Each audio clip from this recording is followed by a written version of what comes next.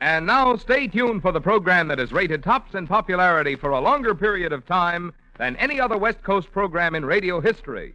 The Signal Oil program, The Whistler.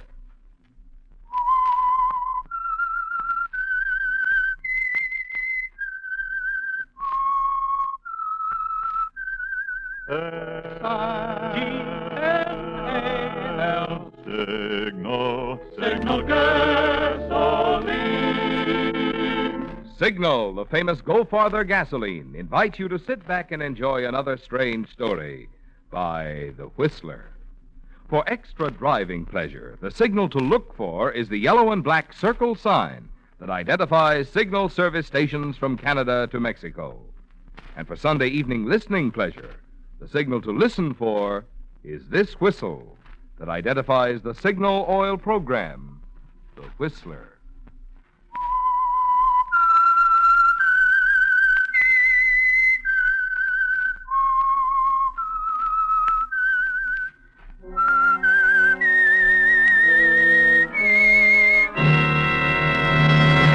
I am the Whistler, and I know many things, for I walk by night. I know many strange tales, hidden in the hearts of men and women who have stepped into the shadows.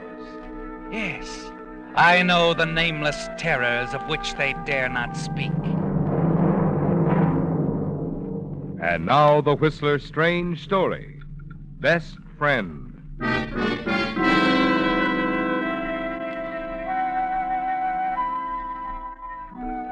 The conversation and the cocktails were in full swing at the fashionable Brentwood gathering. Everyone present appeared to be relaxed, comfortable. All that is, except Bob Talbot, who had a problem. A problem of strategy as he divided his time between pleasant small talk and the seriousness of his attempt to avoid Liz Wheeler, the wife of his best friend and business partner, Henry Wheeler. As the evening wore on and Bob's evasive tricks wore thin, the inevitable finally occurred. He found himself trapped in a quiet corner of the drawing room. Well, Bob, fancy running into you. Hello, Liz. Nice to see you. Is it? Of course.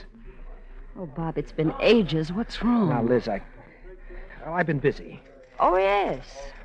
That sweet young thing I see you pictured with in the society section. Liz, this isn't the time or the place. I don't believe there's really anyone else, Bob. Liz, really, Darling, I've got to talk to you in private. It's no use. We've been through all this before. We're finished, Liz. It has to be that way. Why? Because of Henry? Why, that's it, isn't it? Well, after all, he's my best friend. I just can't do this to I him. knew that was it. I knew you hadn't really stopped loving me, Bob. Liz, be careful. Henry's coming this way. Oh, don't go away, darling. We're still going to talk. I have plans for us and Henry. It's a fine party, huh, kids? Looks like it can go on all night. Hey, you two haven't been drinking. You can't enjoy a little old party without a drink, you know. Don't you think you're overdoing it a bit, Overdoing dear? it? Yeah, nonsense, Liz. I'm enjoying myself. I'm having a great time. Henry, must you shout? Everyone is staring. For goodness sake, straighten out. Straighten out? Well, look at me. I'm as straight as an arrow, just as Henry, straight be as... quiet. Oh, Liz, don't go spoiling the party. Look, I'm getting fed up with this. Always saying, don't do this, don't do that. Oh, you're acting like a child. It's a fine party, and I'm having a great time, and just leave me alone, please. I can't even have any fun. Hey, Charlie. Henry's in rare form tonight. Bob, will you come to the house? I must talk to you. Liz, I've told you, we're finished. Please, Bob. Darling, I can leave now. No one will be surprised if I do. The way Henry's been behaving all evening, everyone has noticed it. But, Liz... Don't worry. The servants' night out. See you in half an hour, darling. All right. All right, Liz. I'll be there.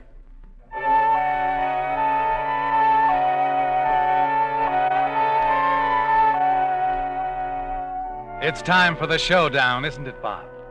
You could go on making her think the only reason you'd stopped seeing her was because of Henry, your friendship with him. It was a convenient excuse to break off with Liz, wasn't it? And not once did she suspect the truth, that you've grown tired of her. There was really someone else now, the sweet young thing on the society page who was going to be another stepping stone to the top. And now as you sit with Liz in the library of her home. Liz, don't you see? I didn't realize what a real friend Henry was. I just can't do this to him. Darling, I've told you I can get rid of Henry. You know he wouldn't give you a divorce. Now, please don't talk about it. Henry has the highest regard for me, and I feel the same thing toward him. This ridiculous loyalty. Bob, don't you think you owe me something? Remember, I was the one who got you into the firm. Everything I am or hope to be, I owe to my darling Liz. Is that it? Well, now, Bob, don't be angry. I don't need you anymore for anything. Bob. I've never loved you, Liz, not even in the beginning. From the start, I knew what I wanted. You were just the means of getting it. Oh, you're lying. You're trying to make me hate you and forget you. Oh, Bob, you know you love me. Liz, please. Look, darling, we're the same kind of people, you and I. We can't just call it quits because of Henry. Oh, these past weeks without seeing you have been a nightmare. No, don't look away, Bob. Kiss me. Oh, darling. Liz, it's no use. Listen to me, Bob. Henry's going up to the cabin this weekend. We'll have 3 whole days. 3 days. No, we won't. Liz, can't you get it through your head? We're through. Understand, we're through. It has nothing to do with Henry. If I really loved you, I wouldn't let him stand in the way. Henry means nothing to me. No. Oh, no, Bob. I meant every word I said a moment ago. I never loved you. I used you to get what I wanted. Now I don't need you anymore. Now may I go home? What a fool I've been. What a stupid little fool. I loved you so much I actually thought I could kill for you. Do you hear that? Nothing was going to stand in my way. Just so that I could have you. Good night, Liz. No, wait. What is it? You think you can just walk out, exit laughing? Is that it? Let's not have any dramatics, Liz. Liz, what are you... Liz. Oh, no. Now she pulls a gun. Aren't you being a bit absurd? Put that gun down. I said I could kill for you, Bob. Liz, put that gun down. You're not walking out of here to laugh at me. You're not going to that silly little society thing. That? Are you crazy? Let go! Liz. Liz! Even as you speak her name, you know she's dead, don't you, Bob? You've killed Liz. You don't know how long you stand there staring at her, and then suddenly... Oh, Liz. Henry. Liz, baby. You home? Yes, Bob. He's coming in. Henry, your best friend. Honey. You look around frantically. Quickly turn off the lights. Honey. Leap behind the draperies as he stumbles into the room. Liz? Are you in the library, honey? Honey? Liz? Liz? Hidden behind the draperies, you wait as the minutes drag by. And you wonder why Henry hasn't turned on the lights. And then you see him stretched out on the sofa. And you realize he's fallen asleep. You start for the door and suddenly stop. In an instant, a plan flashes through your mind. You can take advantage of Liz's tragic death. Use it to get rid of Henry. And with your partner out of the way, the firm of Wheeler and Talbot will come under your control. Yes, Bob, it'll be all yours. Quickly, you move across the darkened library, wipe the gun, place it in Henry's hand. He doesn't even stir. Sorry, Henry, old friend. But I guess this dissolves our partnership.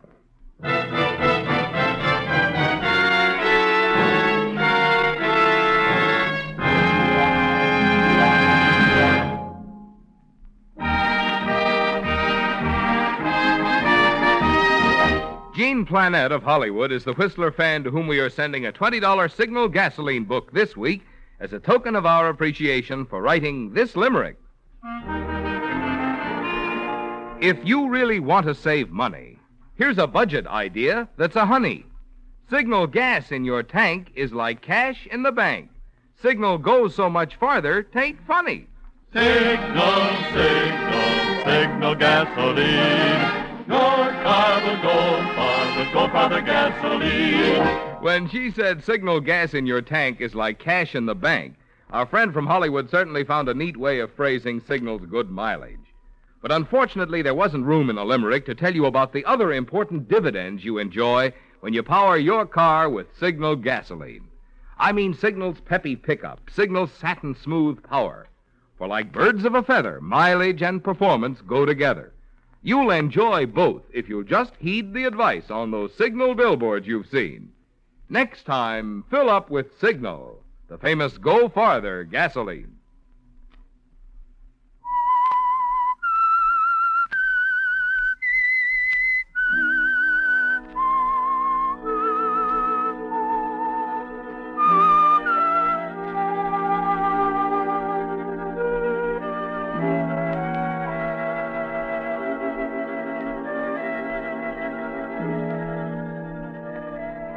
It's the next morning, hours after you fired the shot that killed Liz Wheeler. A lucky accident for you, wasn't it, Bob? The perfect opportunity to frame her husband, your partner, Henry Wheeler, for the crime. And with him out of the way, you'll be able to take over the business firm of Wheeler and Talbot. You know exactly what's going to happen. The servants will discover Liz in the library, Henry nearby, the gun with his fingerprints on it. You're confident that you'll be in the clear. But still you jump when the doorbell to your apartment rings. You've got to answer it, Bob. You must face this thing out. And you're sure you can. Yes? Sorry to get you out of bed, Mr. Talbot. I'm Lieutenant Loring, homicide. Came to see you about the Wheeler murder. Murder? But I'm afraid I don't... Henry, it's not Henry. No. His wife. Any reason why it should have been the husband? No, of course not. Forgive me. Come in. I'm afraid you took me a little by surprise. Thank you. Now then, Mr. Talbot, this is purely routine, you understand, but I'm going to have to ask you where you were last night. Of course. I was at the same cocktail party the Wheelers attended. How well did you know Mrs. Wheeler? Well enough to call her Liz. I've been a dinner guest of theirs many times. Henry and I are business partners. I see. Henry's not under arrest, is he? No, he isn't. Oh. I thought some one of them might have started spreading that slander to you about Henry's rages. It isn't true, you know, not a word of it. I'm glad you're not falling for it, Lieutenant. We can't afford to jump to any conclusions, Mr. Talbot. Where did you go after the cocktail party last night? Straight home. Why? I get paid for asking the questions. At the party, did you notice anything strange about the behavior of Wheeler or his wife? No, can't say that I did. Oh, they exchanged a few words about Henry's drinking so much. Just one of those things. You and Wheeler are pretty close, aren't you? Henry's my best friend. Look here, can't you tell me where he is? I wish I could. When the servants found Mrs. Wheeler's body in the library this morning, both her husband and the gun that killed her had disappeared. Disappeared? But does that prove Henry's the murderer? Well, no, but on the basis of circumstantial evidence, it looks bad for him. In the past, he'd been heard quarreling with his wife. When we found her body this morning, there were signs of a struggle. And now Wheeler's vanished into thin air. Yes, it looks bad for him. Any idea where he might be? No, not offhand. I can't imagine where. Well, if he needs help, he may try to get in touch with you. If he does, stall him. Find out where he is. Get in touch with headquarters right away. You understand? Yes. Yes, don't worry, Lieutenant. If Henry calls, you'll hear from me.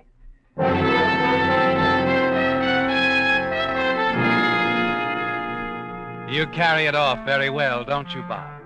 Just the right amount of touching loyalty and devotion for Henry. And Lieutenant Loring seems to believe you. But you're worried, aren't you? You had hoped Henry would still be in the library when the servants discovered Liz's body. You wonder where he is, and just exactly how much he remembers about last night. Because Henry's the only one who might link you with the murder. You decide that you must find him before the police do, and then a few minutes after the lieutenant leaves. Hello? Hello, Bob. It's Henry. Henry. Can you talk? Of course, I'm alone. Did you hear the news on the radio? They say I killed Liz. Yes, I know. I gotta see you, Bob. You're the only person I can trust. Where are you? Malibu, at your beach house. What?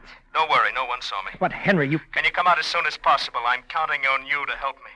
The police have already been here. I'd better wait till it's dark. All right. I can trust you, can't I, Bob? Of course.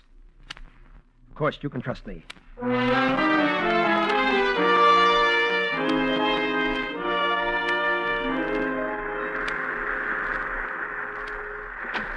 Oh, Bob, come in. You weren't followed, were you? No, I don't think so, Henry. What do you mean you don't think so? Just that. Now, take it easy. We'll work out something between us. Get you out of town, out of the country, if possible. Out of the country. But, Bob, that would be like admitting I'd killed Liz, and I didn't kill her. That is, I don't remember.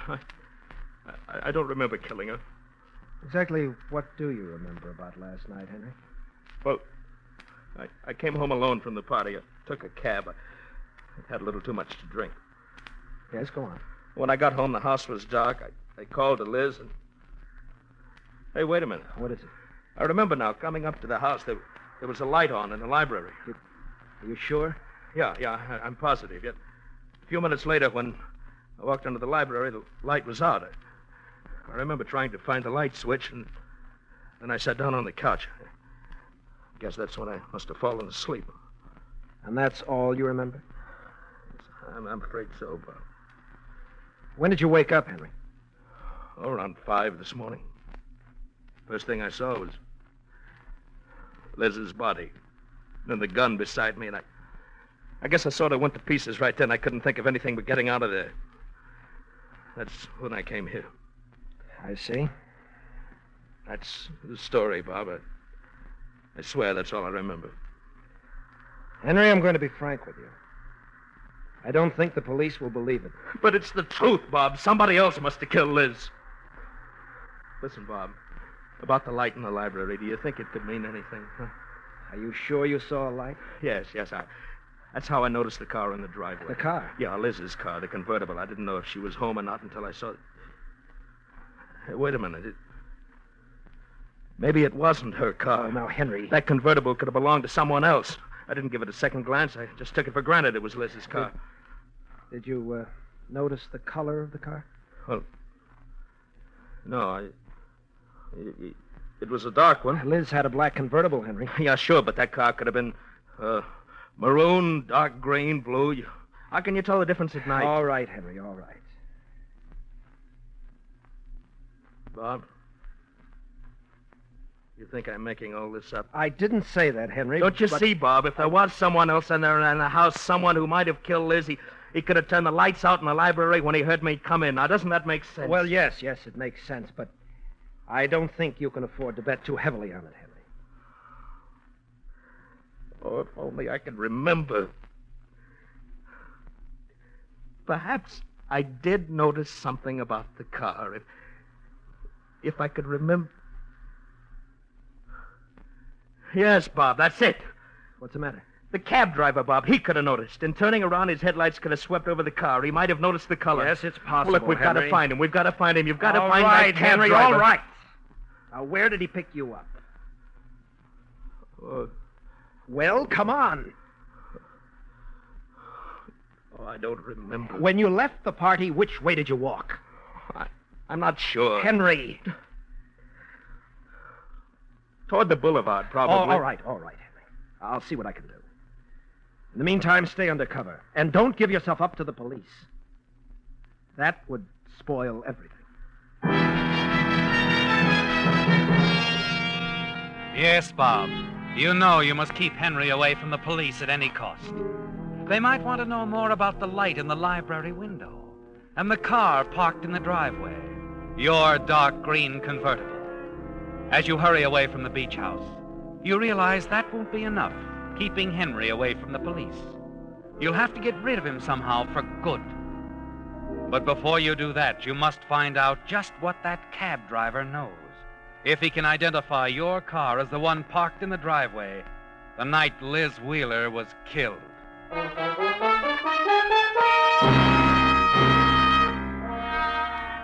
Taxi, mister?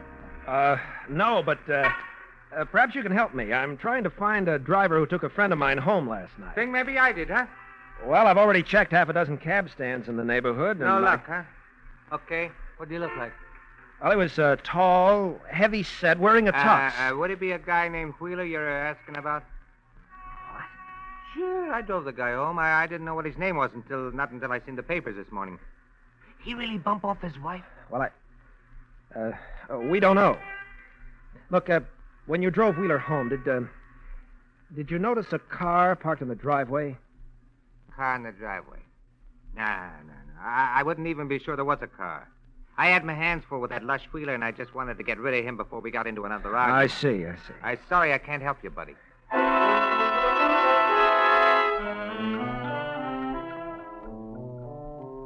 The cab driver doesn't remember seeing your car in the driveway, does he, Bob? That leaves only Henry to worry about. And now you've got to silence him. Your life is at stake if Henry talks to the police. If he suddenly remembers that the car he saw parked in the driveway was yours. Yes, you've got to get rid of Henry before that happens. But how, Bob? It's something to think about, isn't it? Murder. And the thought stays with you all that night. And then the following morning, there's a phone call from Lieutenant Loring. Why, no, Lieutenant. Wheeler hasn't tried to contact me. I see. Well, the reason I called, Wheeler owned a gun, didn't he? Yes, he did. The 32, I believe. We just got the report from ballistics. Mrs. Wheeler was shot with a 32. I see. The gun's disappeared with Wheeler. So remember, he's armed and probably desperate. If he contacts you, don't try to help him. He's dangerous. You understand? Don't worry, Lieutenant. I understand perfectly.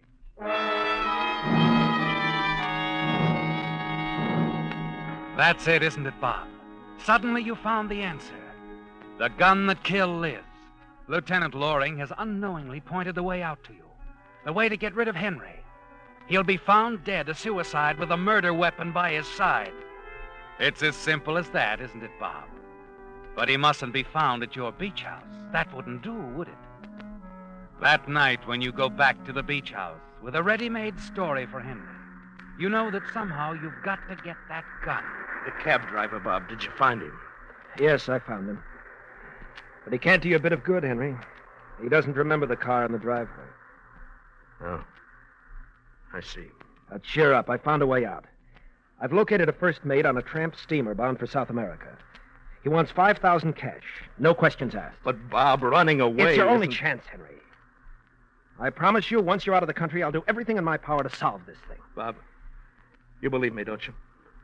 You know I didn't do it. Yes, Henry, I do believe you, but the police won't. All right. When do I leave? Well, not for another week, so we've got to move you to a safer place. How about your cabin up at Moon Lake? The cabin? Yes. No one's ever known about your little hideaway outside of us, you, Liz, and I. All right, I'll go. Before we leave, Henry, you'd better give me the gun. The gun? Yes. Yes, I'll get rid of it for you. All right. Here it is. Fine. Now, listen, Henry. I think I'll go on up ahead. Make sure everything is all right at the cabin. Now, if I'm not back here by late tomorrow afternoon, say 5 o'clock, wait till it's dark, then come on up. You have a car. Yes, I took the Jameson station wagon. They're our next-door neighbors. They loaned it to me when they went away for the summer. Then you're all set. Bob, why can't I go now? No, Henry. It's important that I go up to the cabin first, alone. I want to be certain the coast is clear. Besides, I don't think it's wise for us to travel together. Yeah, sure. I guess I'm behaving pretty badly. Oh, forget it. Well, I'd better get going. See you at the cabin tomorrow night, Henry. All right. And, Bob, thanks for everything, huh? Only too glad to do it, Henry. Anything for a friend.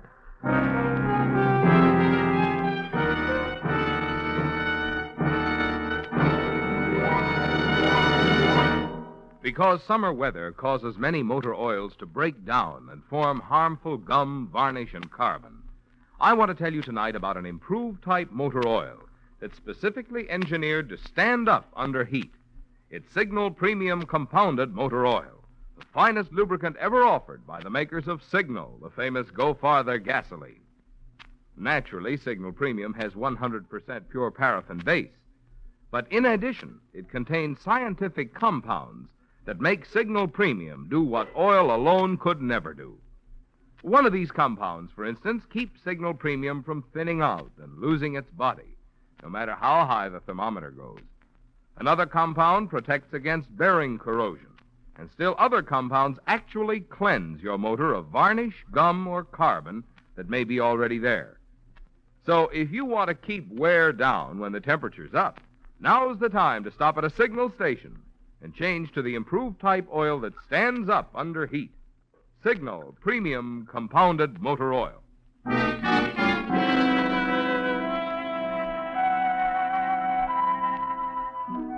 Some 36 hours after Bob Talbot had left Henry Wheeler at the Malibu beach house, Lieutenant Loring of Homicide hurried into the coroner's office at Moon Lake. The body had already been brought down from the isolated mountain cabin, and soon the puzzle began to fit together. There in the smoke-filled office, what had happened was all perfectly clear. All that remained now was for the lieutenant to step out into the hall, walk through the early morning gloom to the man sitting quietly on the bench, the man the police had picked up at the Wheelers' mountain cabin. Well, it's all over. You're in the clear, Wheeler. But I don't understand, Lieutenant. Your good friend, Bob Talbot, confessed he killed your wife. Bob killed Liz? But the cabin, what happened there, the explosion? Somebody set up a booby trap in your cabin. Used gunpowder in a big kerosene lamp. Rigged it to explode, and it did just that. When Talbot put a match to it. But who would do such a thing, and why? Talbot had a guess. Told the sheriff about it, just before he died. Your wife, Wheeler. He figured she did it. She was in love with Talbot. Liz? Yeah. She meant that booby trap for you. Only Talbot walked into it instead.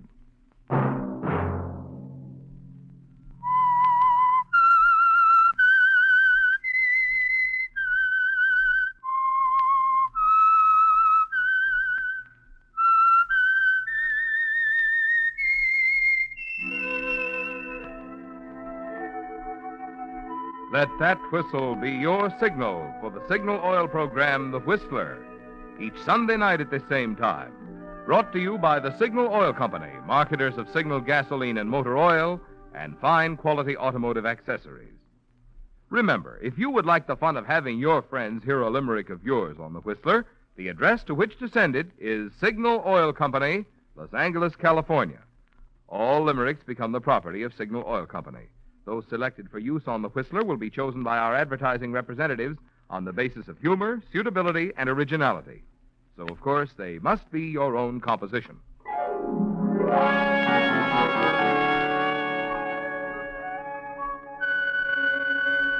Featured in tonight's story were David Ellis, William Conrad, Joan Banks, and Ted Osborne. The Whistler was produced by George W. Allen, directed tonight by Sterling Tracy, with story by Norman R. Kramer, music by Wilbur Hatch, and was transmitted to our troops overseas by the Armed Forces Radio Service. The Whistler is entirely fictional, and all characters portrayed on The Whistler are also fictional. Any similarity of names or resemblance to persons, living or dead, is purely coincidental. Remember, at this same time next Sunday, another strange tale by The Whistler.